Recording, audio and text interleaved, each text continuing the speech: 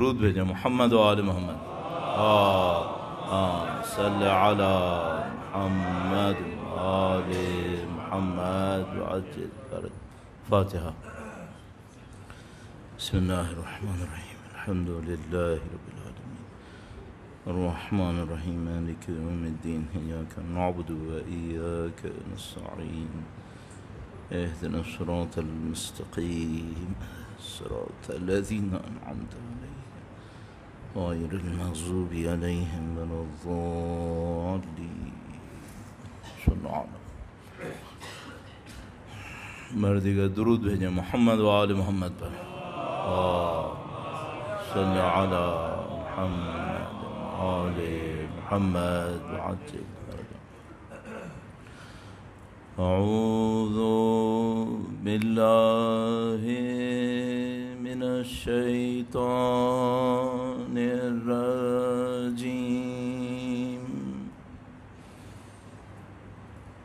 بسم اللہ الرحمن الرحیم. الحمد للہ رب العالمین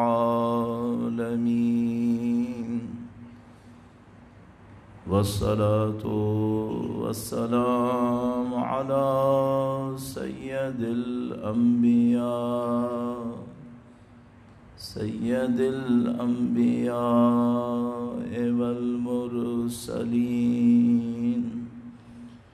حبیب الہ العالمین ابی القاسم محمد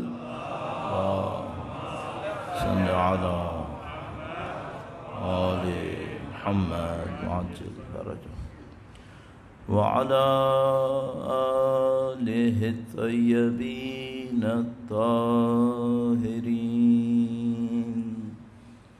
سيما بقية الله في الأراضين.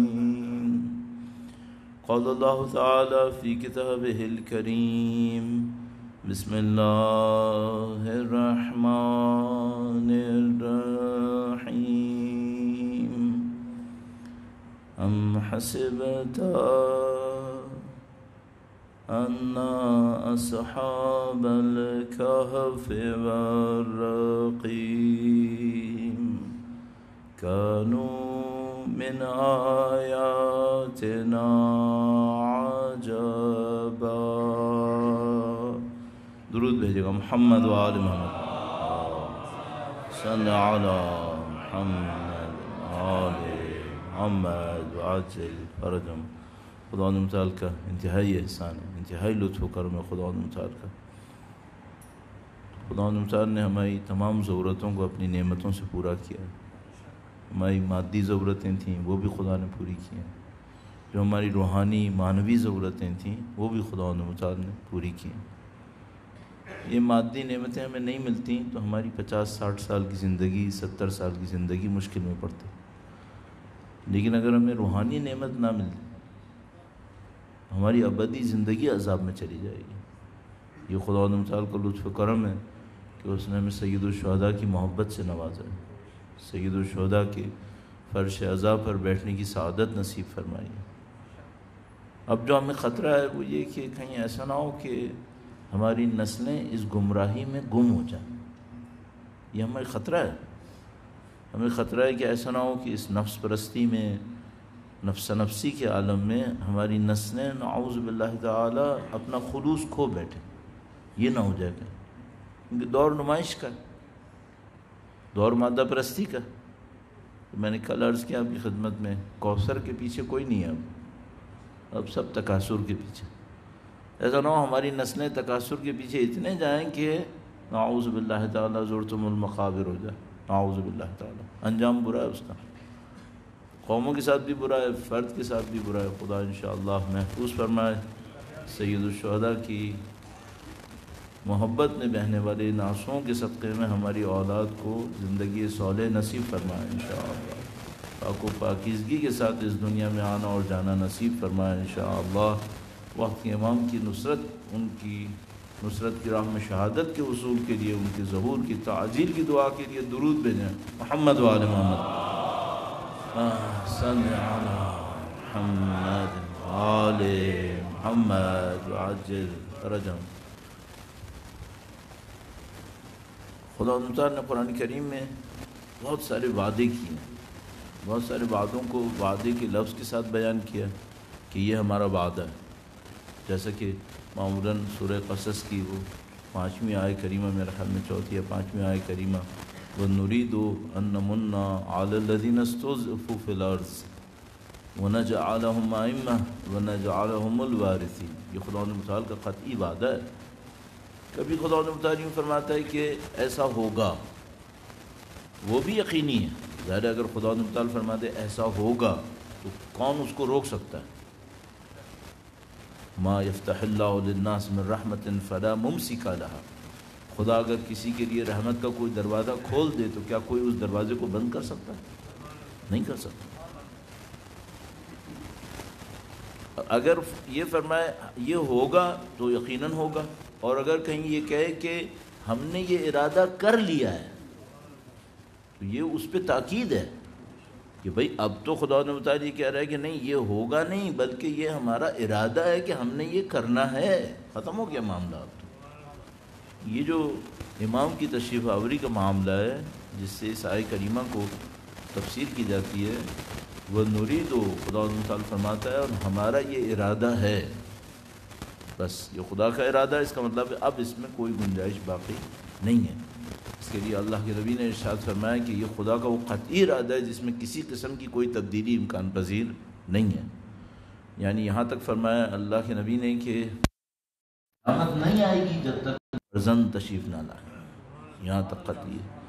وَنُرِيدُ، خدا متعال فرماتا ہے وہ ہمارا ارادہ ہے، أَن نَّمُنَّ عَلَى الَّذِينَ اسْتُضْعِفُوا فِي الْأَرْضِ، کہ جن کے اوپر زمین میں ظلم ہوا، کمزور کیا گیا، انہیں کمزوری میں مبتلا کر دیا گیا، ہم ان کے اوپر احسان کریں گے، نجعلہم ائمہ ونجعلہم الوارثین، ہم ان کو زمین کا رہنما بنائیں گے، ہم ان کو زمین کا وارث بنائیں گے۔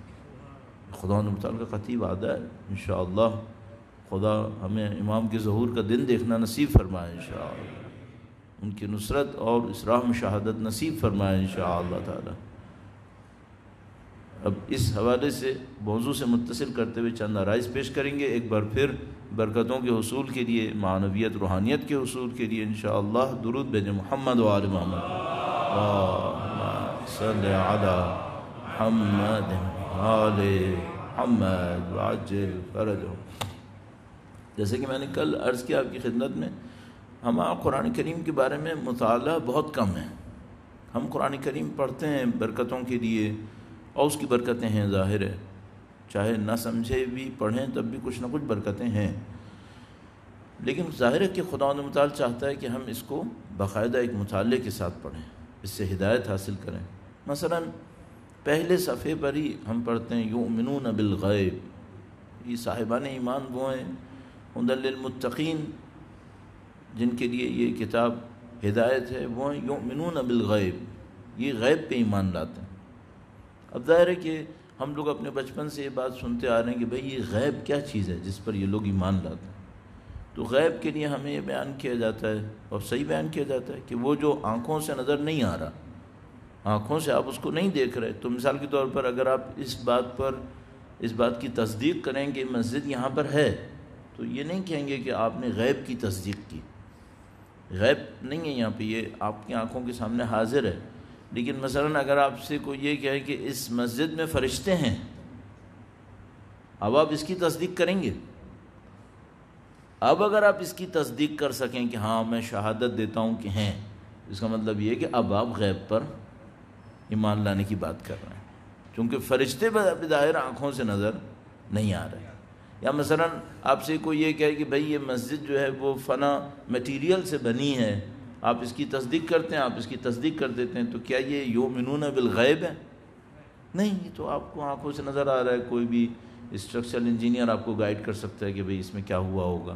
لیکن اگر آپ سے کوئی یہ کہے کہ مسجد میں داخل ہونا اللہ کی روحانیت اور معنویت کا سبب بنتا ہے، اب یہ وہ معاملہ نہیں ہے جو آپ غیب سے دیکھ پائیں، یہ آنکھوں سے دیکھ پائیں، اب آپ کو غیب پر سوچنا پڑے گا۔ یہ غیب کا معاملہ بہت وسیع ہے، اس میں خدا، نبی اور فرشتے اور حتیٰ قرآن کریم۔ ایک معنی میں عرض کرتا ہوں آپ کی خدمت میں، یہ بڑی عجیب سی بات لگے گی شاید، ہے تو نہیں خیر، لیکن شاید لگے، درود بھیجے گا محمد و آل محمد صلی علی محمد محمد وعجل فرجہم انا انزلناہ فی لیلۃ القدر، ہم نے قرآن کریم کو لیلہ قدر میں نازل کیا۔ یہ تو بات سب کو سمجھ میں آسانی سے آ گئی۔ انا انزلناہ قرآنا عربیا، ہم نے اسے عربی قرآن بنا کر نازل کیا۔ اب کیا کریں گے؟ بے اگر آپ نے کہا انا انزلناہ فی لیلۃ القدر، تو آپ نے کہا یہ جو قرآن کریم 2 جلد کے درمیان ہمارے ہاتھ میں ہے، یہ قدر میں نازل ہوا۔ اور اگر خدا تعالیٰ فرما رہے ہیں انا انزلناہ قرآنا عربیا، ہم نے اسے قرآن عربی نازل کیا، اب کیا کریں؟ اس کا مطلب یہ ہے کہ قرآن عربی کسی اور حقیقت کا ادھر کا نزول ہے۔ وہ حقیقت کون سی ہے؟ اب دیکھیے قرآن پر ایمان لانا بھی غیب کا حصہ بن گیا نا، جبکہ قرآن کریم یہ یہاں موجود ہے، یہاں پہ آپ قرآن کریم اٹھائیں، یہ کتاب آپ کے ہاتھ میں ہے، اس کو کوئی کہے گا کہ غیب پر ایمان لایا آپ، تو آپ کے ہاتھ میں ہے۔ لیکن قرآن کریم کو خدا تعالیٰ نے کیا فرمایا ایک اور آیت کریمہ میں، انا انزلناہ قرآنا عربیا، ہم نے اس کو قرآن عربی نازل کیا۔ اس کا مطلب ہے اس ظاہری قرآن کے پیچھے کوئی ایک اور حقیقت بھی ہے، کوئی اور حقیقت بھی ہے۔ اچھا ہمارا کس سے رابطہ ہے پھر؟ بعض کا تو دونوں میں سے کسی سے بھی نہیں ہے، بعض کا ایک سے ہے، پیچھے والے کا کس سے ہے؟ یہ جو قرآن ہدایت دیتا ہے یہ الفاظ اور لکھائی ہدایت دیتے ہیں، یا پیچھے کچھ اور ہے جو ہدایت دیتا ہے؟ اگر وہ آیت کریمہ نہ ہوتی انا انزلناہ قرآنا عربیا، اس کو سمجھنا ناممکن ہو جاتا کہ پیچھے کوئی اور حقیقت بھی ہے۔ جو وہ حقیقت صامت ہے، خاموش ہے، یا گویا ہے، بولتی ہے، وہ حقیقت کون سی ہے؟ اگر آپ قبول فرمائیں کہ روایت آپ کے پاس ہے کہ قرآن کریم قیامت کے دن شکوہ کرے گا، جو شکوہ کر رہا ہے یہ صامت اور خاموش شکوہ کرے گا، تو یہ سب یہ بھی غیب بن گیا۔ ہم لوگ غیب کے درمیان بیٹھے ہوئے ہیں، ہم سمجھ رہے ہیں ہم حضور کے درمیان بیٹھے ہوئے ہیں، تو ہم صرف ظاہری دیکھ رہے ہیں، ایک مسجد دیکھ رہے ہیں، گنبد دیکھ رہے ہیں، اس کا سیمنٹ سریا دیکھ رہے ہیں، اور تو لوگ اب صرف یہ دیکھتے ہیں اس میں اے سی لگا ہوا ہے نہیں لگا ہوا ہے۔ اتنے ظاہر پہ گئے، اتنے ظاہر پہ گئے، اب اور کچھ نظر ہی نہیں آ رہا ہے۔ آپ کو خدا متعال کہیں اور دعوت دے رہا ہے، خدا متعال ہمیں کہیں اور دعوت دے رہا ہے۔ اب اس کو اگر آپ سوچنا شروع کر دیں تو ہمیں سمجھ میں آتا ہے کہ بھئی یہ جو دنیا ہماری آنکھوں کے سامنے ہے یہ بہت چھوٹی ہے، اس کے پیچھے جو دنیا بسی ہے وہ بہت بہت طویل و عریض ہے۔ بالکل ایسے جیسے میں نے کل فلکیات سے مثال عرض کی کہ اگر کوئی صرف دنیا کو دیکھے تو دنیا بہت بڑی ہے، اتنے پہاڑ، اتنے اس کے اندر سمندر، اور سمندر میں گہرائیاں، اتنی گہرائی سمندر کے اندر ہے، پورا ماؤنٹ ایوریسٹ نیچے چلا جائے گا پھر بھی گہرائی تک نہیں پہنچتا ہے، اتنی گہرائی ہے سمندر کے اندر، اور سمندر کے اوپر جو ہے وہ اونچائی ماؤنٹ ایوریسٹ جیسی ہے مثلا، تو یہ دیکھنے میں بہت وسیع ہے۔ لیکن جب آپ کائنات سے اس کا مقابلہ کرنا شروع کرتے ہیں تو میں نے کل آپ کی خدمت میں عرض کیا یہ مثال صرف مثال نہیں ہے کہ ہم سمندر میں ایک قطرہ ہیں، واقعاً سمندر میں ایک قطرہ ہیں، اس سے زیادہ نہیں ہے۔ جب 40 ارب سال تک لائٹ ٹریول کرتی ہے اور سب کچھ ہے وہاں پہ، اور ہماری زمین تو ان کے سائز کے مقابلے میں کنکر بھی نہیں ہے، وہ یہ جو مادی دنیا ہے نا یہ اتنی بڑی ہے۔ اب ذرا سوچنا، خدا اس مادی دنیا کو کہتا ہے یہ تو کھیل کود ہے، یا اللہ، انما الحیات الدنیا لہو و لعب، یہ تو کھیل کود ہے، یہ کھیل کود 40 ارب لائٹ ایئرز کے اس حد تک ہے۔ تو وہ جو خدا کا کھیل کود نہیں ہے جس کو فرماتا ہے ان دار الآخرۃ لہی الحیوان، یہ جو آخرت کی زندگی نہیں، یہ اصلی زندگی ہے۔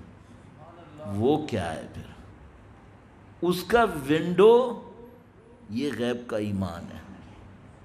یہ جو غیب پہ ایمان ہے یہ اس کا ونڈو ہے کہ اگر کوئی غیب پر ایمان کے اندر مضبوط ہوتا چلا جائے کہ ان سب کی پیچھے ایک کوئی اور حقیقتیں بھی ہیں، تو پھر اس کے لیے وہ نکلتا ہے دروازہ کہ بھائی وہ جا کے پیچھے دیکھے کہ وہاں پہ کہانی کیا ہو رہی ہے۔ اچھا، یہ میں بھی عرض کرتا چاہوں اس سلسلے میں آخری جملہ پھر موضوع پر آؤں، وہ یہ کہ میرا خیال ہے کہ کوئی بھی ایسا شخص دنیا میں نہیں ہوگا جس کو مرنے سے پہلے اس کا موقع نہ ملے۔ میرا نہیں خیال، دنیا میں ہر شخص کو مرنے سے پہلے کم سے کم ایک دفعہ یہ موقع ملے گا، چاہے اس نے چاہا ہو چاہے نہ چاہا ہو، چاہے وہ مستحق رہا ہو چاہے وہ مستحق نہ رہا ہو، کہ وہ اس دنیا میں کہیں نہ کہیں داخل ہو سکے۔ اب اس کی مرضی کہ وہ چاہے تو چلا جائے، نہ چاہے تو ٹھیک ہے، پھر وہ یہیں پہ مبتلا رہے، لیکن بہرحال جانا وہیں ہے۔ ہم یہاں کے لیے خلق نہیں ہوئے۔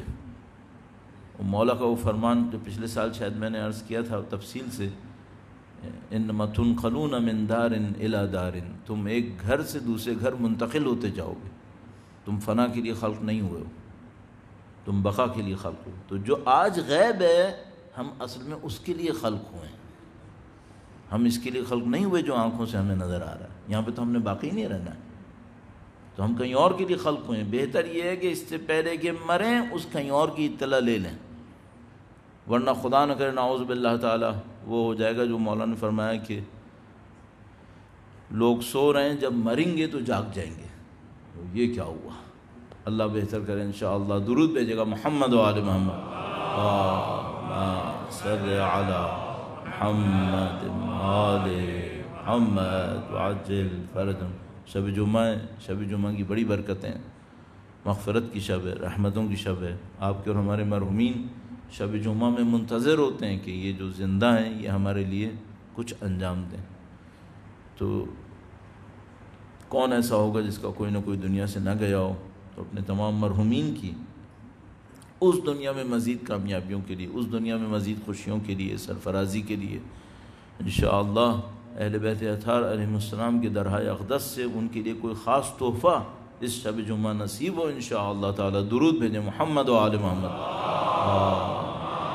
صلی علی محمد آل محمد وعجل فرجهم۔ یہ جو غیب پہ ایمان ہے اس کا ایک حصہ مجھے میں احساس ہوتا ہے، اس پر ایمان ہے کہ خدا معاشرے کو کیسے چلا رہا ہے۔ ایک معاملہ یہ ہے کہ بھئی ہم متقی ہیں، مثلا متقی ہونا چاہیے، ہمیں پرہیزگار ہونا چاہیے۔ ایک معاملہ یہ ہے کہ یہ جو معاشرہ جس میں ہم لوگ رہ رہے ہیں اس کو کیا ہونا چاہیے۔ خدا متعال نے قرآن کریم میں جہاں شخص کے احکام بیان کیے وہاں اس کے بھی احکام بیان کیے کہ یہ جو معاشرہ ہے یہ معاشرہ کیا ہونا چاہیے، کیسے ہونا چاہیے۔ اور کل میں جو آپ کی خدمت میں عرض کر رہا تھا وہ بنی اسرائیل کے حوالے سے اسی بات کو عرض کرنے کی کوشش کر رہا تھا کہ ہمیں یہ دیکھنا پڑے گا کہ قوم ہونے کے ناطے ان کی کمزوری کیا ہے، یا جس کو ہم لوگ عرف عام میں کہیں گے بھائی ان کی مشکل کیا ہے، یہ کس مشکل میں پھنسے ہوئے ہیں کہ یہ اتنے معجزے دیکھتے ہیں پھر بھی اپنی جگہ سے ٹس سے مس نہیں ہو رہے ہیں۔ اب اگر کوئی ہمیں سوچے، ہماری قوم کو معذرت چاہتا ہوں، تو وہ یہ کہے گا کہ اس قوم کی مشکل کیا ہے، محمد مصطفیٰ اس کے نبی ہیں، قرآن کریم اس کی کتاب ہے، یہ ٹس سے مس کیوں نہیں ہوتی؟ آج ہم لوگ بنی اسرائیل کے لیے کیا کہہ رہے ہیں کہ بھئی اتنے معجزے دیکھے اللہ نے فرعون کو ہرانے کے لیے بھیجے، پانی سے نکل کر آ گئے، ہلتے کیوں نہیں اپنی جگہ سے؟ کیا دوسری قومیں ہمارے لیے نہیں کہیں گی بعد میں یہ؟ ان کا نبی، ان کے ائمہ، ان کی قربانیاں، ان کی کتاب، ہلتے کیوں نہیں ہیں؟ کہاں یہ لوگ؟ یہ سب ہمارے لیے کہا جائے گا تو ہمارے لیے بہت بہتر کیا ہے؟ ہمارے لیے بہت بہتر یہ ہے کہ بھئی ہم ان قوانین کو سمجھیں کہ ان قوموں کے ساتھ کیا ہوا ہے، ان قوموں کا یہ انجام کیوں ہوا ہے۔ تو بجائے یہ کہ ہم صرف مذمت کریں گے بھئی اس قوم نے یہ کر دیا غلط کیا، اس قوم نے یہ کر دیا غلط کر دیا، بہت بہتر ہے انسان اپنے اندر بھی دیکھے کہ بھئی ہمارے ساتھ کیا ہونے والا ہے۔ کیوں؟ بالآخر تاریخ تکرار ہوتی ہے۔ اگر تاریخ نے تکرار نہ ہونا ہوتا، ریپیٹ نہ ہونا ہوتا، تو قرآن کریم نے تاریخ کیوں بتائی ہے؟ قرآن کتاب ہدایت ہے، کتاب تاریخ نہیں ہے۔ اگر تاریخ کا ایک واقعہ ہے جس نے تکرار نہیں ہونا، اس سے کوئی درس حاصل نہیں ہونا، تو پھر خدا متعال تاریخ کیوں بتائے گا؟ اور وہ بھی ایک ایک بات کو کئی مرتبہ۔ تو تھوڑا سا اس کے اوپر غور کریں۔ اس سے پہلے کہ ہم تھوڑا سا اور آگے جائیں، ایک دو جملات قرآن کریم کی آیات کریمہ معاشرے کے حوالے سے عرض کر دوں، تاکہ یہ یقین ہو جائے کہ بھئی معاشرے کے خود قوانین ہیں، اور اس میں بعض اوقات آپ کو اور مجھے بہت مصیبت میں پھنسنا ہو جائے گا اگر خدا نہ کرے ہم نے اس پہ توجہ نہیں دی۔ تو مثال کے طور پر کوئی یہ نہیں کہہ سکتا کہ مولانا میں اپنی نماز پڑھ لوں، مجھے باقیوں سے کیا سروکار۔ جیسا کہ آج کی مادی دنیا میں، مذاق میں کہتا ہوں، یہ ہم سب کو سکھاتی ہے،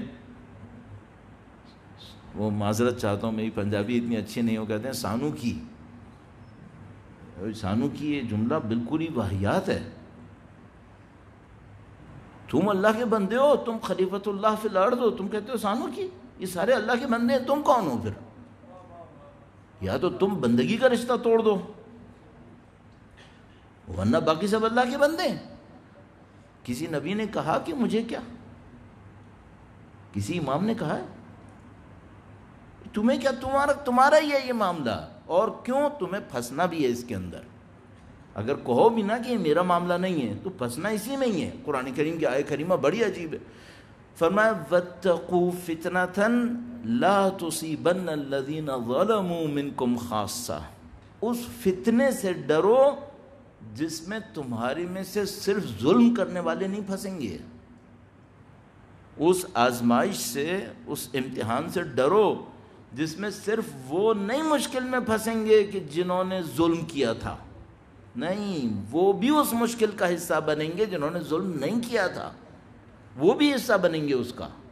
کیوں بنیں گے؟ بالآخر ان کے ساتھ تھے، بالآخر ان کے ساتھ تھے۔ یہ بہت بڑا ایک معاملہ ہے، قرآن کا ایک بڑا عجیب اصول ہے۔ میں پچھلے ایام میں جو پڑھ رہا تھا مجالس، اس کے اندر اس کو میں کئی دفعہ عرض کر چکا ہوں، تو ابھی میں دوبارہ تیسری دفعہ نہیں کہوں گا، ورنہ جو ہمارے انٹرنیٹ پہ سننے والے ہیں وہ پھر ہم سے یہ کہتے ہیں کہ آپ ایک ہی بات پتہ نہیں کتنی دفعہ دہراتے رہتے ہیں۔ یہ جو مع ہونا ہے، کسی نبی کے ساتھ ہونا ہے، کسی نجات پانے والے کے یا نجات دینے والے کے ساتھ ہونا ہے، یہ بہت بڑا معاملہ ہے۔ معیت جس کو ہم لوگ کہتے ہیں، خدا متعال فرماتے ہیں ہم نے نوح کو نجات دی ومن معہ، اور جو ان کے ساتھ تھا۔ اور یہ جو ہم اور آپ زیارت عاشوراء میں پڑھ رہے ہیں کہ بذلوا مہجہم دون الحسین، خدا ہمیں ان لوگوں کے ساتھ قرار دے دے۔ اللہم ارزقنا شفاعت الحسین یوم الورود وثبت قدم صدقا عندک مع الحسین واصحاب الحسین۔ مع، ساتھ ہونا، یہ ساتھ ہونا بہت بڑا کارنامہ ہے۔ پوری زیارت عاشوراء کے اوپر کوئی ایمان لے آئے، آخری دعا یہ ہے۔ ساری زیارت عاشوراء کو کوئی سمجھ لے، آخری دعا کیا ہے؟ آخری دعا خدا مجھے مع حسین قرار دے دے۔ یا اللہ، اتنا بڑا مقام ہے یہ ساتھ ہونے کا۔ تو کوئی نہ کہے کہ میرا کیا تعلق، نہیں، تمہارا تعلق ہے، تم معاشرے کا حصہ ہو، اور یہ حکم عرض کر دیا۔ اور اسی طریقے سے مثلا یہ نیگیٹو میں اگر سختی میں کہیں تو آسانی میں بھی ہے۔ وَلَوْ أَنَّ أَهْلَ الْقُرَىٰ آمَنُوا وَاتَّقَوْا لَفَتَحْنَا عَلَيْهِمْ بَرَكَاتٍ مِّنَ السَّمَاءِ وَالْأَرْضِ، اگر اہل قریہ ایمان لے آئیں اور تقوی اختیار کریں تو ہم زمین اور آسمان کی برکتیں ان کے اوپر نازل کر دیں گے۔ یہ کون لوگ ہیں جو ایمان لائیں اور تقوی اختیار کریں؟ اس کو مجھے آپ کی خدمت میں عرض کرنا ہے قوم کے اندر رہتے ہوئے۔ تو کل کا جو ٹاپک ہے اسی کو آپ بڑھانے کی کوشش کرتے ہیں۔ درود بھیجے گا محمد و آل محمد، صلی علی محمد آل محمد وعجل فرج۔ بنی اسرائیل کیوں اتنا بت پرستی کے عادی تھے؟ کیا مشکل ہے ان کے ساتھ؟ تو مثال کے طور پر کیا ہم یہ کہیں گے، تھوڑا سا بات کو آگے بڑھانے کی خاطر، کہ مثلا چونکہ یہ بت پرستی کے عادی تھے، مثلا چونکہ ان کے مخارج کی ادائیگی صحیح نہیں تھی۔ مثلا یہ لوگ جب کہتے تھے الرحمن الرحیم، ہے کو گلے سے نہیں نکالتے تھے۔ ایسی کوئی سادہ بات ہو سکتی ہے اس کی؟ نہیں، یہ کوئی سادہ معاملہ نہیں ہوگا۔ کیوں؟ کیونکہ معاملہ خدا پرستی اور بت پرستی کا ہے۔ یہ کوئی اتنی سادہ چیز نہیں ہوگی کہ ہم یہ کہیں کہ ان کا مخرج صحیح نہیں تھا، مخارج کی ادائیگی ان کی صحیح نہیں تھی، یا مثلا فلاں مستحب پہ صحیح سے عمل نہیں کیا تھا۔ بھائی ایک مستحب پہ عمل نہ کرنے کی سزا بچھڑے کی عبادت ہے؟ یہ تو بہت بڑا کوئی معاملہ ہونا چاہیے. تو آپ مثال کے طور پر اگر اس سے میں ملا کر اپنے حالات پہ بھی رکھوں، مسلمان بالآخر آج کل ٹھیک ٹھاک ذلت کے دور سے گزر رہے ہیں. البتہ کچھ لوگ باعزت ہو گئے ہیں الحمدللہ رب العالمین. ہم مسلمانوں میں ہی کچھ لوگ ہیں جو بہت باعزت ہوئے ہیں، انہوں نے اپنی عزتوں کو منوا لیا ہے. کچھ مسلمان ہیں جو ابھی اس مشکل سے گزر رہے ہیں. اچھا، یہ جو اس مشکل سے گزر رہے ہیں یہ کسی مستحب کے ترک کرنے کی وجہ سے ہوا ہوگا. میں اگر ہسٹری میں جاتا ہوں نا تو مجھے بدترین سال آخری چند سو سال میں 1860 لگتا ہے، 1860 بدترین سالوں میں سے ایک سال. تو اس کے بعد سے پھر برائی بڑھتی چلی گئی یہاں تک کہ ہمارے لیے اچھائی آئی ہے. یہ جو ذلت کا دور گزارنا پڑا، یہ کیوں گزارنا پڑا؟ وَلَن يَجْعَلَ اللَّهُ لِلْمُؤْمِنِينَ عَلَى الْكَافِرِينَ سَبِيلًا. خدا متعال نے قرآن کریم میں کہا تھا ہم قطعاً اہل ایمان پر کافروں کو کبھی طاقت نہیں دیں گے. یہ ذلت کیوں اٹھانی پڑی؟ یہ کولونیلزم جو گزرا ہمارے اوپر آج تک گزر رہا ہے. آج تک ہم مشکوک ہیں کہ ہم واقعاً آزاد ہوئے بھی یا نہیں ہوئے.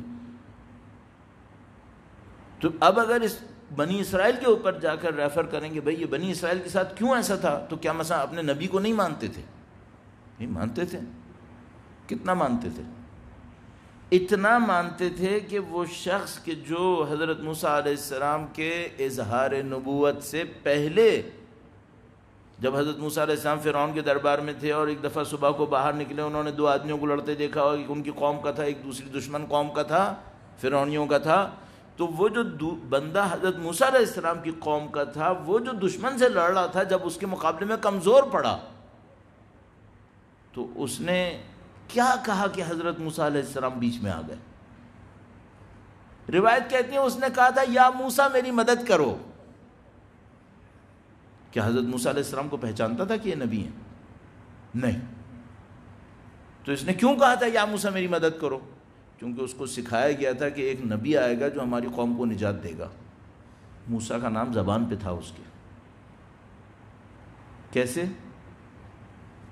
جیسے آج ہماری زبان پر امام کا نام ہے.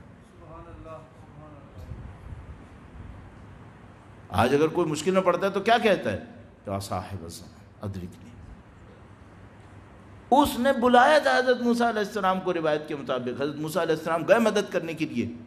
یہ قوم اپنے نبی کی ماننے والی نہیں ہے کیا؟ نہ صرف ماننے والی ہے بلکہ منتظر ہے، شدت کا انتظار کیا. بلکہ ہمارے پاس روایت یہاں تک موجود ہے کہ بنی اسرائیل کو ایک دفعہ ان کے انبیاء نے بتایا کہ بھائی ابھی نجات دہندہ کے آنے میں اتنے 100 سال باقی ہیں. تو انہوں نے نبی سے کہا کہ اے نبی ہم مر جائیں گے اس وقت تک، ہم اتنے 100 سال برداشت نہیں کر سکتے. تو مثلا انہوں نے کہا کہ بھئی اب کیا کریں گے، یہ مدت کم ہو جائے کسی طریقے سے. تو نبی نے نسخہ بتایا کہ دیکھو تم اس طریقے سے اللہ کے حضور گریہ وزاری کرو تو نجات دہندے کے آنے میں مدت کم ہو جائے گی پھر. اور انہوں نے اتنا گریہ وزاری کیا اس طریقے کے اوپر عمل کر کے کہ جس سے ان کے آنے میں کمی ہو گئی، مدت میں کمی. اتنے شدید منتظر تھے. اب کون سی مشکل ہے پھر؟ اتنا ماننے والے، اتنا انتظار کرنے والے. یہ ایک مثال عرض ہو گئی. اب اسی قرآن کریم میں ہی رہتے ہوئے روایت کا البتہ میں سہارا لے رہا ہوں بار بار، وہ یہ کہ مثلا یہ جو قوم یہود اتنی شدید دشمنی دکھائی ہے اس نے اللہ کے نبی کے مقابلے میں کہ خدا متعال ارشاد فرماتا ہے تو شکر کرو ابھی ہم پاکستان میں بیٹھے ہیں، میں نے قوم یہود کہہ دیا، اس کے خلاف ایک جملہ بول رہا ہوں، میرے اوپر کوئی اینٹی سیمیٹزم کا کیس نہیں لگ رہا. ابھی یہی میں امریکہ یورپ میں ہوتا میرے اوپر کیس پڑ گیا تھا. اپنے اس کا دیکھا ہے فارن منسٹر کا کہ وہ CNN کو انٹرویو دے رہا تھا، ابھی اس نے کچھ بولا نہیں تھا، اس نے کہا تو اینٹی سیمیٹزم میں آپ کے اوپر کیس ہو سکتا ہے. یہ ہم کس دنیا میں کھڑے ہیں؟ قرآن کریم فرماتا ہے بدترین دشمنی کی خبریں جو تمہیں ہمیشہ ملتی رہیں گی وہ اس قوم سے ہے، قوم یہود سے. اچھا یہ قوم یہود کون ہے؟ خدا متعال قرآن کریم میں ارشاد فرماتا ہے یہ وہ قوم ہے جو نبی کے آنے سے پہلے باقی ساری دنیا کو کہتی تھی ہمارا نبی آنے والا ہے اور ہم اس کے بعد تمہارے اوپر فتح حاصل کر لیں گے. یہ نبی کے آنے سے پہلے پوری دنیا کو کہہ رہے تھے کہ ہمارا نبی آنے والا ہے. اور بعض روایات کے مطابق یہ جو شام سے نکل کر یثرب میں آئے تھے، یہ اس وجہ سے آئے تھے کہ یہاں سے اللہ کے نبی نے آنا ہے، ہم نے یہاں پہ آ کر ان کی نصرت کرنی ہے۔ روایت بیان کر رہی ہیں۔ اور اینڈ کیا ہوا؟ نصرت کرنا درکنار، بدترین دشمنیاں اللہ کے نبی کے ساتھ کر دیں۔ بھائی مشکل کیا ہے ان کے ساتھ؟ اگر یہ اپنی روایات کے معتقد نہیں ہیں تو مدینے آئے کیوں تھے پھر؟ اگر یہ اپنی روایات کے معتقد نہیں تھے، اپنی آیات اور نشانیوں کے معتقد نہیں تھے، تو پوری دنیا کو یہ کیوں کہہ رہے تھے کہ ہمارے نبی آنے والے ہیں، ہم اس کے اوپر تمہارے اوپر فتح حاصل کریں گے؟ کیوں کہہ رہے تھے یہ سب باتیں؟ کہہ بھی رہے تھے اور بعد میں دشمنی بھی کی۔ کیوں ایسا ہوتا ہے؟ تو تھوڑا سا ہمیں قوموں کی نفسیات میں گہرائی میں جانا پڑے گا۔ کہنے کو تو میں آپ کو ایک جملے میں کہہ سکتا ہوں، مجھے کوئی مسئلہ نہیں ہوگا، لیکن بات ضائع ہو جائے گی، بات ضائع ہوگی، مجھے معلوم۔ تو میں اس خاطر تھوڑا سا نفسیات میں جاؤں گا کہ بھائی آپ قوموں کے لب و لہجے کو دیکھیں۔ قوم کا جو لب و لہجہ ہوتا ہے وہ اس کی نفسیات کو دکھا دیتا ہے، اور یہ جو اندر کی نفسیات ہوتی ہے یہ اصل میں حکومت کر رہی ہوتی ہے، یہ اصل میں حکومت کر رہی ہوتی ہے۔ تو ایک مثال عرض کرتے ہیں قرآن کریم کی مثالوں سے، اور اس کے بعد اس سے ایک نتیجہ حاصل کرتے ہیں انشاءاللہ تعالی۔ درود بھیجے گا محمد و آل محمد پر، صلی علی آل محمد وعجل فرج۔ یہ جو قومیں اپنے ہی نبی سے لڑتی ہیں، اپنے ہی نبی سے لڑتی ہیں، یہ دو طرح کی ہوتی ہیں۔ ایک وہ قوم ہوتی ہے جو کسی استکبار میں اپنے نبی سے لڑتی ہے، کسی تکبر میں، اس کے ذہن میں اپنے لیے کوئی بڑائی ہوتی ہے، یہ نبی کے سامنے اس بڑائی کو ترک نہیں کرتی، نبی کے سامنے تسلیم نہیں ہوتی۔ ان الاسلام ہوا تسلیم، اسلام کیا ہے؟ سرنڈر کرنا۔ یہ سرنڈر نہیں کرتے۔ کیوں سرنڈر نہیں کرتے؟ ان کے اندر ایک اکڑ ہوتی ہے، اپنی اس اکڑ کی وجہ سے یہ قبول نہیں کرتے۔ مثال اسی قوم یہود کی مثال، خدا متعال نے قرآن کریم میں ایک جگہ فرمایا ہے کہ یہ نبی کو اور نبی کی کتاب کو ایسے پہچانتے ہیں جیسے کوئی اپنی اولاد کو پہچانتا ہے۔ یعنی مثلا اگر کسی سے پوچھیں بھائی یہ تمہاری اولاد ہے، تو اسے کوئی ڈاؤٹ نہیں ہے، وہ تو ہاں میری اولاد ہے۔ اتنا یہ نبی کو پہچانتے ہیں کہ ہاں یہ اللہ کا نبی ہے۔ صحیح ہے؟ مانتے کیوں نہیں ہیں؟ تو خدا متعال فرماتا ہے استکباراً، ان کے اندر ایک بڑائی ہے۔ بڑائی کیا ہے؟ بڑائی قوم یہود کی مثال میں عرض کرتا ہوں۔ قوم یہود کی مثال یہ ہے، ان کی بڑائی کیا تھی؟ وہ یہ کہہ رہے تھے نبی نے آنا تھا تو یہودیوں میں آنا تھا۔ یہ قریش میں کیسے آ گیا؟ ان کے ذہن میں یہ تھا کہ نبوت کی میراث حضرت اسحاق کے پاس ہے، اگر کسی نبی نے آنا ہے تو قوم اسحاق میں آنا ہے، یعنی قوم یہود کے اندر۔ یہ کہ اسماعیل، حضرت اسماعیل علیہ السلام کی نسل سے عرب کے اندر ایک نبی آ گیا، یہ نہیں مان سکتے ہم، اکڑ گئے اس بات کے اوپر۔ تو آیتوں سے پہچان لیا، نبی کو جان لیا، ساری چیزیں فٹ بالکل، سب صحیح بالکل، اور صحیح موقع کے اوپر صحیح جگہ پہ کھڑے ہوئے تھے۔ یہ بڑی عجیب بات ہے، بعض اوقات انسان صحیح موقع پر صحیح جگہ پہ کھڑا ہوتا ہے، کیمپ غلط ہوتا ہے، کیمپ غلط ہوتا ہے۔ شمر کس وقت کس جگہ پہ کھڑا ہے؟ کربلا میں صحیح جگہ پہ کھڑا ہے، علی کا ماننے والا سابقاً صحیح جگہ پہ کھڑا ہے، لیکن کیمپ غلط ہے، غلط جگہ پہ کھڑا ہو گیا۔ اس معنی میں ہے کربلا کے اندر بالکل صحیح جگہ پہ کھڑا ہے، لیکن غلط موقف پہ ہے۔ یہ نہ سوچنا صرف ظہور کا دن دیکھنا کافی ہے، کیمپ اہم ہے۔ کس کیمپ میں ہو؟ صحیح جگہ پر ہو، صحیح زمانے میں ہو، لیکن ہو کہاں؟ یہ چند میٹر جنت اور جہنم کا فاصلہ ہوتا ہے۔ پھر شمر کے کیمپ میں، سید الشہداء کے کیمپ میں چند میٹر سے زیادہ کا فاصلہ نہیں تھا، لیکن جنت اور جہنم کا فاصلہ تھا۔ حور کے اندر ہمت تھی، نکل کے آ گئے۔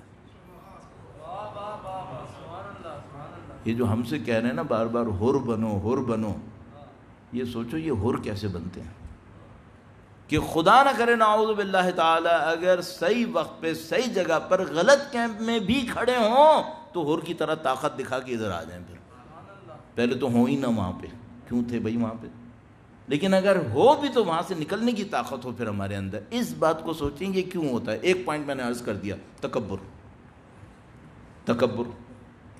قوم یہود کو کیا تکبر تھا؟ تکبر یہ تھا کہ ہم اسحاق کی اولاد ہیں، حضرت اسحاق علیہ السلام کی اولاد ہیں، اور نبوت ہمارا خاصہ ہے.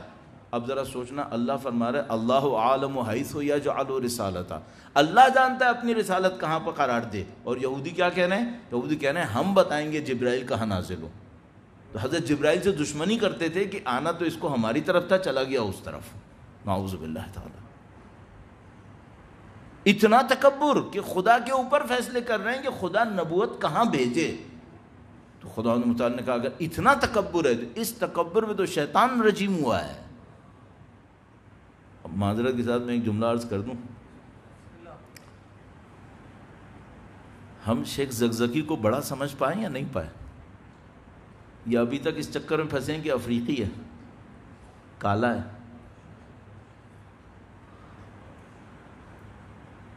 4 یا 6 بچے تو اس نے قربان کر دیے ہیں، 3 سال سے اوپر جیل میں رہا ہے، اپنے جسم پہ کتنے زخم اٹھائیں، کتنی گولیاں کھائیں ہیں اللہ جانتا ہے. صحیح ہے، اور ابھی بھی ہماری کھوپڑی میں یہ آ رہا ہے کہ ہے تو کالا. اچھا اگر شیخ زکزکی کو یہاں پر امام نے بھیج دیا تمہارا سردار یہ ہے، تو ہمارے جو رجال ہیں، فحول ہیں ہمارے معاشرے کے، وہ اسے اتنی آسانی سے مان لیں گے؟ تو یہ اکڑ کیا صرف قوم یہود میں تھی؟ ابھی اس وقت عالم یہ ہے، معذرت کے ساتھ آپ ذرا اس بمباری کو برداشت کر لیجیے گا، ہمارے ہاں کوئی متقی پرہیزگار اگر 4 ویلر سے نہ اترے تو اس کی بھی کوئی عزت نہیں ہے. نبی تو بہت دور کی بات ہے، ہم تو لیڈر ہی اس کو مانتے ہیں جو ذرا شان و شوکت کے ساتھ آئے. اچھا یہی جملہ فرعون کہہ رہا تھا کہ اگر یہ نبی ہے تو اس کے پاس مال و دولت کیوں نہیں ہے، یہی تو وہ بھی کہہ رہا تھا. تو یہ جو تکبر ہے، یہ معاملہ صرف تکبر یہ نہیں ہے کہ کوئی خدائی کا دعویٰ کرے گا، کہ مثلا فرعون تو خیر تکبر کی آخری حد میں تھا، وہ کہتا تھا انا ربکم الاعلی، نعوذ باللہ تعالی، میں تمہارا سب سے بڑا خدا ہوں. وہ تو تکبر کی انتہا پہ تھا، لیکن اس کا تکبر جو اظہار ہونا شروع ہوا وہ کہاں سے تھا؟ جب حضرت موسیٰ علیہ السلام دربار میں داخل ہوئے تو مغول روایتوں کے پاؤں میں جوتی بھی ڈھنگ کی نہیں تھی، وہ رسیوں کو لپیٹ لپاٹ کے انہوں نے پاؤں کی جوتی بنائی ہوئی تھی، اور ہاتھ میں ایک ڈنڈا تھا، جسم سارا مٹی میں اٹا ہوا تھا. اور جب وہ آ کر کھڑا ہوا تو پہلے تو فرعون نے دیکھا کہ یہ ہماری غلام قوم کا بندہ دربار آیا کیوں ہے. اب اس کا دربار کیا تھا؟ اس کا دربار یہ تھا کہ جس کے کھنڈرات پر ابھی تک ہم لوگ سر جھکائے کھڑے ہیں، جس کے کھنڈرات کو ابھی تک ہم تعظیم کر رہے ہیں، اس کا دربار کیا تھا اللہ جانتا ہے. تو اب وہ جو وہاں پہ آ کے کھڑے ہوئے تو سب سے پہلے تو اس نے دیکھا کہ یہ ہماری غلام قوم کا بندہ ہے، یہ دربار میں آیا کیوں ہے. اس کے بعد پوچھا ہاں بھائی کیا کام ہے؟ کہا کہ میں اللہ کا نمائندہ ہوں، یہ تخت خالی کر دو اور قوم میرے حوالے کرو.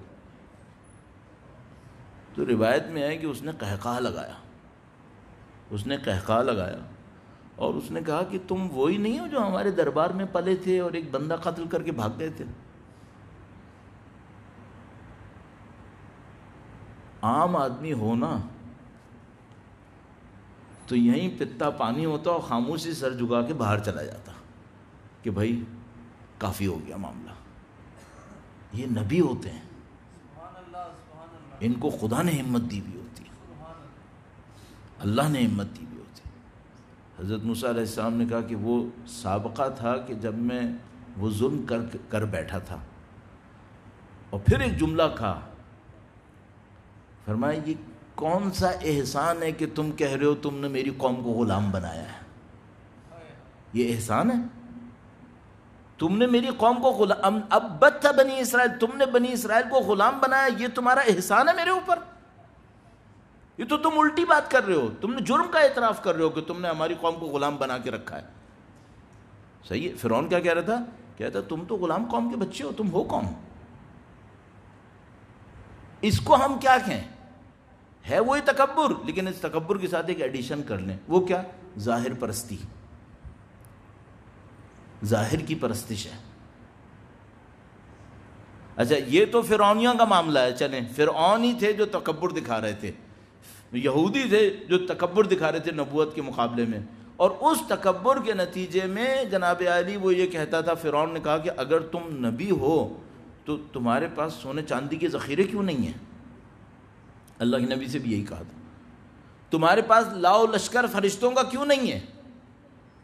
اور کہنے لگا کہ میں وہ ہوں جس کے نیچے سے نہریں جاری ہو رہی ہیں، میں وہ ہوں جو جنات میں بیٹھتا ہوں، میرے نیچے سے نہریں جاری ہوتی ہیں۔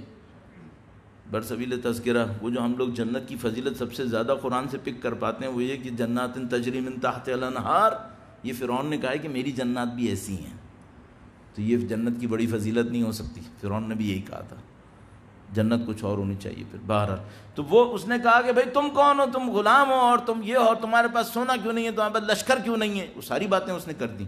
اس کو ہم کیا کہتے ہیں؟ اس کو ہم کہتے ہیں ظاہر پرستی۔ اگر کسی قوم کے اندر یہ ظاہر پرستی ہوتی ہے تو اس قوم کو قرآن کریم نے فرعون کہا ہے۔ میں 25 دفعہ ہاتھ جوڑنے کو تیار ہوں، یہ ہم میں نہیں ہے؟ ہماری قوم میں ظاہر پرستی نہیں ہے کیا؟ بھائی اسی مصیبت میں تو ہم بھی مبتلا ہیں، اسی مصیبت میں تو ہم بھی مبتلا ہیں کہ اگر ہمارے پاس کوئی متقی پرہیزگار آ جائے جس کا لباس مناسب نہ ہو، جس کی سواری مناسب نہ ہو، تو ہم تو اس کو ماننے کو تیار نہیں ہیں۔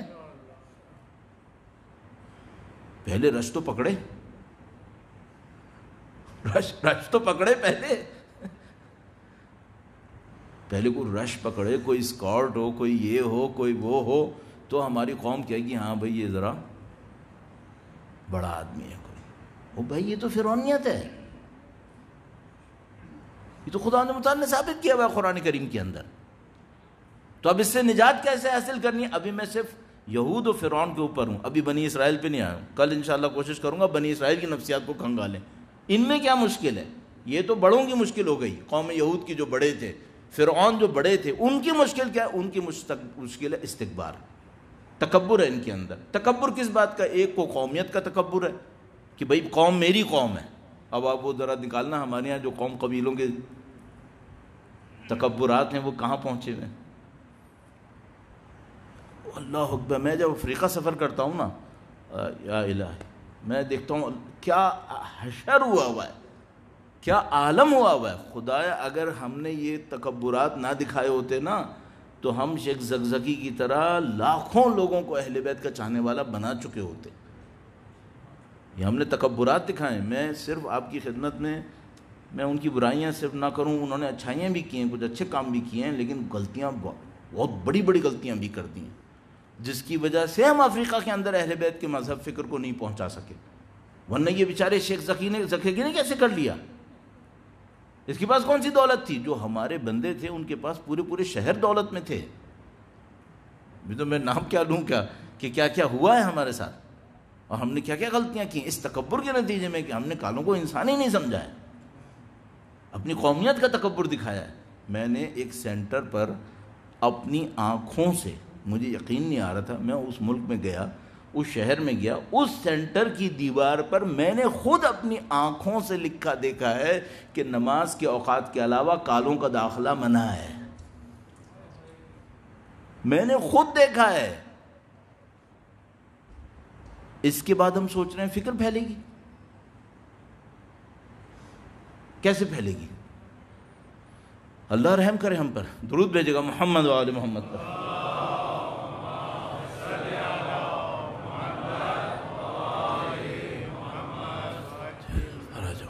یہ غلطیاں جو ہم نے کی ہیں، قوم یہود نے تکبر دکھایا، انہوں نے قومیت کا تکبر دکھایا۔ فرعون نے کیا کیا؟ اس نے تکبر دکھایا۔ اس نے تکبر کس بات کا دکھایا؟ ایک قومیت کا تکبر، کہ اس نے کہا کہ تم تو وہ قوم ہو جو غلام قوم ہے۔ اچھا غلام کس نے بنایا تھا اس قوم کو؟ تو نہیں تو غلام بنایا تھا، یعنی خود غلام بنایا ہے اور خود تکبر دکھا رہا ہے کہ تم غلام قوم ہو، جس کے اوپر حضرت موسیٰ علیہ السلام نے اس سے کہا کہ یہ نعمت ہے جو تو میرے اوپر گنوا رہا ہے کہ تو نے میری قوم کو غلام بنایا، یہ کون سی نعمت ہو گئی؟ دوسرا تکبر کیا ہے اس کے دماغ میں؟ اس کے دماغ میں تکبر ہے پیسے کا، طاقت کا، اور جس کو میں نے ایک جملے میں بنا کر کہا ظاہر سازی، ظاہر کا تکبر ہے یہ۔ اچھا، فرعون کی جگہ جگہ گفتگو، جگہ جگہ اس کا انداز، اس کا پولیٹیکل اسٹیٹمنٹس، سب کے سب اس تکبر کے اوپر اٹکے ہوئے ہیں، ظاہر کے اوپر۔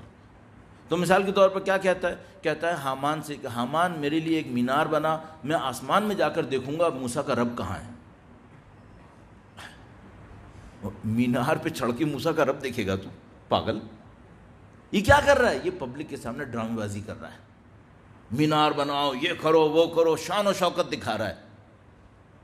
یہ شان و شوکت ظاہر سازی کی ہے۔ اور میں عرض کر رہا ہوں 25 دفعہ میں کہہ رہا ہوں، ہاتھ باندھ کے عرض کر سکتا ہوں، ہم اس مصیبت میں نہ کہوں گردن تک تو گردن کے کچھ نیچے تک تو پھنسے ہوئے ہیں۔ اور بے دینوں کی بات نہیں کر رہا ہوں، دینداروں کی بات کر رہا ہوں۔ مجھے بھی اس پاکستان میں 26 سال ہو رہے ہیں، اور 26 سال میں ایک گھر میں بیٹھ کے نہیں بیٹھا رہا ہوں، آپ کو پتہ ہے ٹریولنگ کرتا رہا ہوں پوری دنیا کے اندر، سوائے اس 1.5 پونے 2 سال کی۔ ہم لوگ یہاں تک پھنسے میں ظاہر سازی کے اندر، اس سے نیچے نہیں آ رہے ہم لوگ بھی۔ اور یہ ہمیں کیوں سوچنا پڑے گا؟ یہ سوچنا پڑے گا کہ جن لوگوں نے یہ ظاہر سازیاں کی ہیں، یہ قوم یہود، یہ قوم فرعون، اور بعد میں آنے والے بنی عباس اور فلاں و فلوں، یہ سب کے سب بہت بری طرح پھنسے ہیں، ان کا انجام اچھا نہیں ہوا ہے۔ اتنی طاقت کے بعد کہ خدا متعال فرماتا ہے ہم نے تم کو اتنی طاقت نہیں دی جتنی طاقت ان کے پاس تھی، تمہارے پاس اتنا پیسہ نہیں ہے جتنا پیسہ ان کے پاس تھا۔ یہ قرآن کریم نے مقرر ارشاد فرمایا۔ تو جو ان کے پاس اتنا کچھ تھا وہ نہیں پنپ سکے، تم کہاں ہو پھر؟ ہمارے پاس تو پلے ویسے ہی کچھ نہیں ہے، ہاں پر کون سی طاقتیں پڑی ہیں؟ دشمن کے سامنے تو بعض اوقات اتنے بے بس ہو جاتے ہیں، اپنے وجود کے لیے پناہ مانگنا شروع کر دیتے ہیں، اس کے بعد بھی اس تکبر کو چھوڑنے کو تیار نہیں ہے۔ کم سے کم اسی سے سیکھ لو۔ تو عزیزان محترم، میرا اپنے خیال ہے کہ یہ بہت ضروری وقت ہے کہ ہم اپنے دین کو اس انداز سے دیکھیں کہ بھئی گزشتہ قوم نے جو غلطیاں کی ہیں، آنے والے نبی کے مقابلے میں ان مصیبتوں میں ہم نہ پھنسیں۔ اچھا، اس کے مقابل کیا ہے؟ اس کے مقابل یہ ہے کہ یہ جو برتری طلبی کی خواہش ہے، کل میں اس کو انشاءاللہ عرض کروں گا، آج میں نے ظاہر سازی عرض کر دیا، ٹھیک ہے، کل برتری طلبی، علوف، اس کو میں عرض کرنے کی کوشش کروں گا، اور اس کے مقابلے میں حل کیا ہے اللہ نے چاہا تو انشاءاللہ درود بھیجے گا محمد و آل محمد پر، صلی علی محمد آل محمد وعجل فرج۔ یہ جو فرعون کی ظاہر سازی ہے نا، یہی بنی اسرائیل میں بھی پینیٹریٹ کر گئی تھی،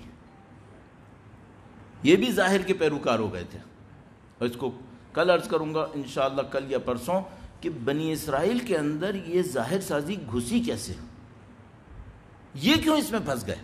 بھائی وہ فرعون تھا، چلو اس کے پاس محل تھے، یہ تھا وہ تھا، وہ اپنی دکھاتا تھا اپنی شان و شوکت اور فلاں و فلوں، وہ قوم جو اس کے ہاتھوں پسی تھی اس نے اس سے کیوں سیکھ لیا؟ اس کو تو دشمنی کرنی چاہیے تھی کہ جو چیز فرعون کرے گا ہم وہ نہیں کریں گے چونکہ وہ ہمارا دشمن ہے، ان کو تو یہ کر لینا چاہیے تھا، لیکن نہیں کیا۔ اور معذرت کے ساتھ پھر دوبارہ یہی ہم بھی انگریزوں کے مقابلے میں کر رہے ہیں۔ انگریزوں نے جو کچھ کیا یہاں پر، وہ جو انہوں نے حشر مارا وہ ہمارے سامنے، اب بھی ذہنی طور پہ کس کے غلام ہیں؟ انہی کے۔ یہی تو بنی اسرائیل نے کیا تھا۔ تاریخ تکرار ہو رہی ہے۔ قرآن کریم یوں ہی اس واقعے کو بار بار نہیں کہہ رہا ہے، کوئی وجہ ہے جو فرما رہا ہے بار بار۔ تو ہمیں اس کا بہت اچھا انالیسس کرنا چاہیے کہ بنی اسرائیل میں یہ خرابی کیسے آئی کہ وہ ظاہر پرستی کے اندر مبتلا ہو گئے، جبکہ ان کو اپنے دشمن کے مقابلے میں کھڑا ہو جانا چاہیے تھا۔ جو فرعون کر رہا ہے کم سے کم وہ تو نہیں کرنا چاہیے تھا۔ اچھا، اب اس کو آپ نے سن لیا، تھوڑا سا ادھر آ جائیے اور واقع کربلا سے نزدیک کریں۔ یہ لوگ کیوں مخالف ہیں سید الشہداء کے؟ کیوں مخالف ہیں لوگ؟ یہ کس تکبر میں پھنسے ہوئے ہیں؟ یہ کس ذلت کے اندر پھنسے ہوئے ہیں؟ جب میں ایسی باتیں کر رہا ہوتا ہوں اور آپ کے سامنے سخت جملات عرض کر رہا ہوتا ہوں، میرا اپنا دل بیٹھ رہا ہوتا ہے، تو میں یقین سے کہہ رہا ہوں میری اپنی طبیعت خراب ہونے لگتی ہے کہ ہم لوگ بہت اچھے ٹریک پہ نہیں ہیں اگر اس اعتبار سے دیکھیں۔ ہاں ہمارے پاس امیدیں ہیں، ایسا نہیں کہ ہم نا امید ہیں، لیکن بہت ساری چیزیں ایسی ہیں جو بہت خطرناک ہیں، اور ان خطرناک چیزوں کا ازالہ اگر خدا نہ کرے نعوذ باللہ تعالی ہم نے نہیں کیا، انجام اچھا نہیں ہوگا، پھر اس میں کوئی ڈاؤٹ نہیں ہے۔ ہاں ہمارے پاس امید کی چیزیں بہت ہیں جس کا ہم تذکرہ کرتے رہتے ہیں۔ یہی کہ آپ سید الشہداء کی فرش ادا پہ بیٹھیں، یہ بہت بڑی امید کی بات ہے، الحمدللہ رب العالمین، بڑی امید کی بات ہے۔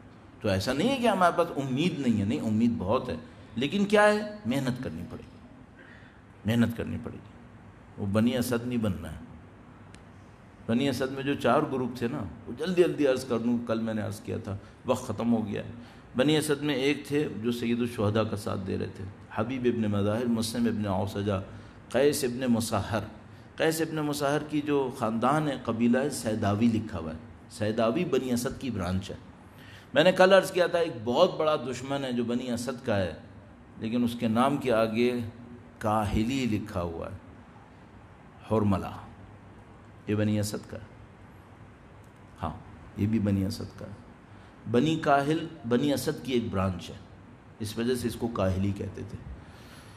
کچھ بنی اسد تھے جو سید الشہداء کی ملکیت کو، جو سید الشہداء نے ان سے خریدی تھی اور بنی اسد کو واقف بنا دیا تھا، اس ملکیت پہ بیٹھے ہوئے تھے۔ دہرانے کی ضرورت نہیں ہے، سید الشہداء آئے تھے، پیسہ دے کے بنی اسد سے زمین خرید لی تھی، پھر واقف اس زمین کا نگہبان کس کو بنایا تھا؟ خود بنی اسد کو بنایا تھا۔ تو وہ بنی اسد سید الشہداء کا پیسہ لیے ہوئے تھے اور سید الشہداء کی زمین پر سید الشہداء کی طرف سے واقف بنے ہوئے تھے، یعنی سید الشہداء کے نام پہ زمین بھی تھی، سید الشہداء کے نام پہ پیسہ بھی تھا، سید الشہداء کے نام پہ طاقت بھی تھی، لیکن نصرت نہیں کی۔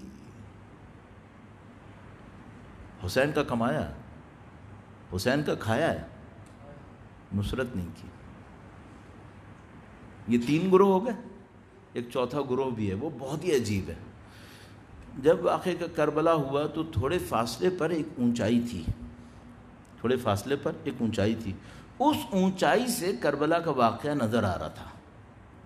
بیان کرتے ہیں تھوڑے فاصلے پر ایک اونچائی تھی، شاید کوئی ٹیلا ہوگا، کوئی ایسی اونچائی ہوگی، وہاں سے کربلا کا واقعہ نظر آ رہا تھا۔ یہ اس ٹیلے پہ کھڑے ہو کر عصر تک، مغرب تک دعا کرتے رہے کہ خدایا حسین کوئی مدد کر دے، چلاتے رہے، دعا کرتے رہے، لیکن مدد کرنے نہیں آئے۔ 4 گروہ ہو گئے بنی اسد میں، ایک امام کے ساتھ ہیں، ایک امام کے خلاف ہیں، ایک زمین کے اوپر مالک بنے بیٹھے ہیں، کھا پی رہے ہیں اس زمین کا، نصرت نہیں کی، اور ایک وہ ہیں جو چوٹی پہ کھڑے ہوئے چلا رہے ہیں، دعا کر رہے ہیں، ہاتھ پھیلائے زاری کر رہے ہیں، نصرت نہیں کر رہے ہیں۔ یہ بنی اسد تاریخ کا ٹکڑا نہیں ہے، یہ انسانی معاشروں کا قانون ہے۔ یہ 4 گروہ ہمیشہ ملیں گے، یہ ہمیشہ ملیں گے۔ آپ اور میں یہ دیکھ لیں ہم کہاں ہیں، یہ ہمیشہ ملیں گے آپ کو۔ ہم میں اس سے زیادہ کیا عرض کروں آپ کی خدمت میں۔ ہمیں خدا متعال نے ایک فضیلت دی ہے،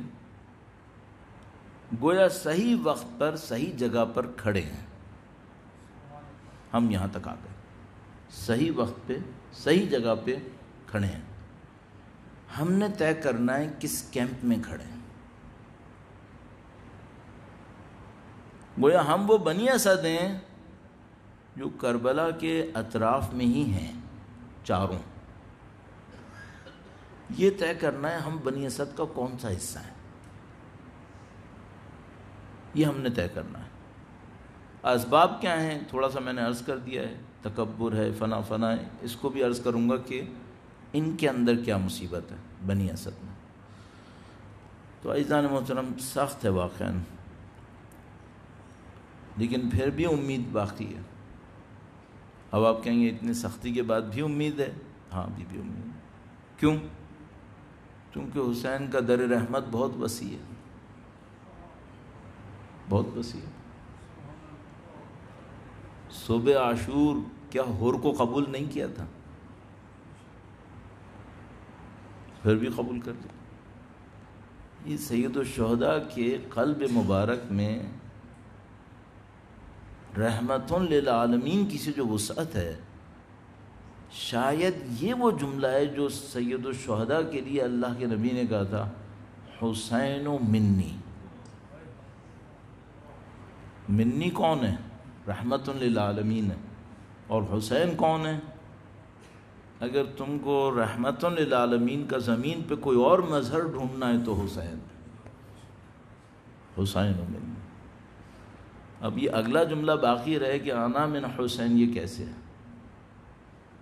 یہ رحمت للعالمین کا مظہر ہے۔ رحمت للعالمین کی رحمت کا کیا عالم ہے؟ دشمن بھی آئے گا معافی مانگے گا، معاف کریں گے۔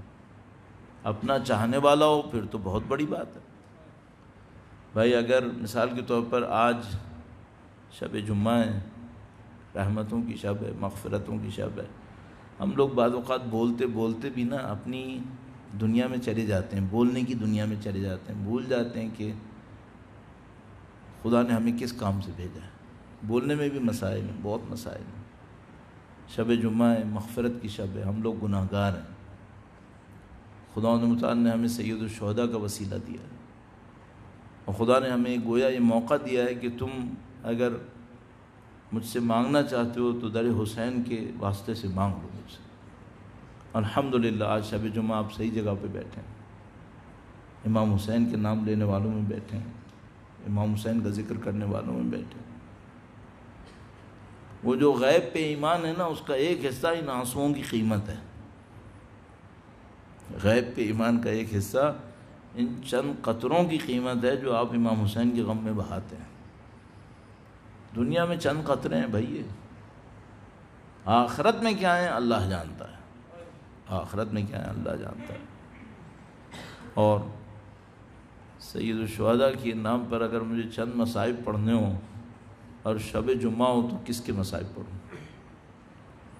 واقعاً بعض اوقات سخت ہے۔ ہم لوگ دیکھو طالب علم ہیں، ہم طالب علم ہونے کے ناطے ہم نے مصائب پہ سب کے کہیں نہ کہیں پڑھے ہوتے ہیں۔ اگر ہم سے کوئی یہ کہے کہ مولانا کوئی ایک مصائب پڑھیں آپ، تو کوئی نہ بھی کہے تو مثلاً شب جمعہ ہے تو انسان کا دل چاہتا ہے کوئی ایسے مصائب پڑھوں جو امام حسین کو پسند آ جائے، دل چاہتا ہے۔ کیا پتہ آج ہی شب آخری شب ہو، کیا پتہ اگلی دفعہ مصائب پڑھنے کا موقع ملے نہ ملے۔ آپ کو بھی یہی کہوں گا، جب بھی رونے بیٹھو یہ سوچ کے رونا کہ شاید آخری دفعہ رونا ہو، کیا پتہ آگے موقع ملنا ہے نہیں ملنا۔ کم از کم مرنے سے پہلے امام حسین کے سامنے یہ کہے کہ مرے مولا آپ کے غم میں رو کر آئے۔ کس کے مصائب پڑھو؟ ایسو ہر انسان اپنی زندگی میں دیکھتا ہے، اپنی معرفت، اپنی سطح اسی حساب سے سوچ پائے گا، نہیں اس سے زیادہ تو نہیں سوچ پائے گا۔ اس سے زیادہ تو کسی میں طاقت نہیں ہوتی، اپنے سے زیادہ تو نہیں سوچے گا۔ ہم لوگ جب سوچتے ہیں تو ہمیں کچھ چیزیں سمجھ میں آتی ہیں، ہمیں نہیں معلوم اصل کیا ہے، واقع نہیں معلوم۔ لیکن اگر ہم سوچتے ہیں تو بھائی ہمیں تو وہی جو انہوں نے ابھی سلام میں پڑھا کہ یہ قبر بنانے میں بڑی دیر لگی،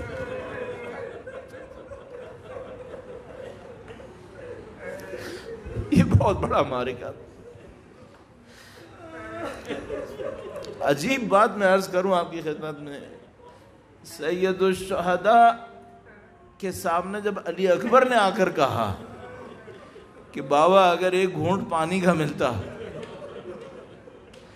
مولا نے دشمنوں سے نہیں کہا میرے بیٹے کو پانی پلا دو، علی اصغر کے لیے کہا اس کو تو پانی پلا دو۔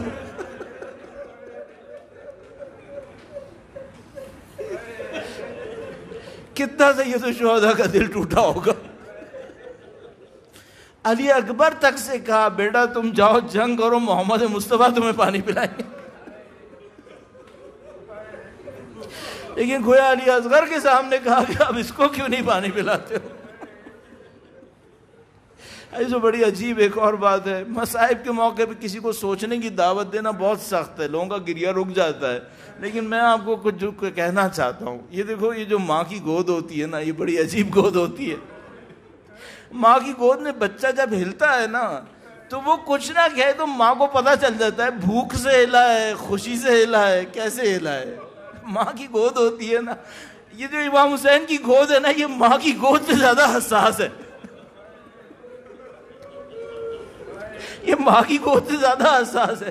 کسی ماں کو بچے کا وہ پتہ نہیں ہوتا جو حسین کو اپنے بیٹے کا پتہ ہے. جب امام حسین نے پہلے علی اصغر کو لیا نا تو علی اصغر پیاس سے رو رہے تھے. امام حسین کی گود, امام حسین کو پتہ چل رہا تھا میرا بیٹا پیاس سے رویا ہے. پھر تیرے سے دم چلا, اب جو علی اصغر ہلے. امام حسین کو پتا تھا اب میرا بیٹا پیاس سے نہیں ہلا ہے, اب گلا سے پا ہوا ہے اس کا. امام کی گود عجیب ہے. اچھا یہ تو گود کی بات ہو گئی نا, اب ذرا اگلا جملہ سنو. علی اصغر اس سے پہلے جب آئے امام حسین کی گود میں تو ہمارے پاس مشہور جملہ ہے کہ علی اصغر رو رہے تھے. علی اصغر کے رونے کی آواز گویا امام حسین کو لے کر آئی یا کوئی بھی وجہ. جب علی اصغر رو رہے تھے تو ان کے ہونٹ ہل رہے تھے. امام حسین کو پتا تھا میرے بیٹے کے ہونٹ ہل رہے ہیں نا, یہ رونے کی وجہ سے ہل رہے. جب تیرے ستم چلا تو علی اصغر کے ہونٹ آخری دفعہ پڑا ہے. جیسے مچھلی آخری لمحوں میں پانی ڈھونڈتی ہے نا, مولا حسین کے دل پہ علی اصغر کے ہونٹ باقی ہے. اسی خاطر شاید جب لاشا دفنایا ہے تو دامن جھاڑ کے کہا ربنا تقبل منا هذا القربان, خدایا اس معصوم قربانی کو ہم سے قبول کر لے. اب ذرا سوچنا, بی بی زینب جب امام حسین کی لاشیں پر آئی ہیں, کٹی ہوئی گلے کی رگوں کو بوسہ دیا اور کہا ربنا تقبل منا هذا القربان.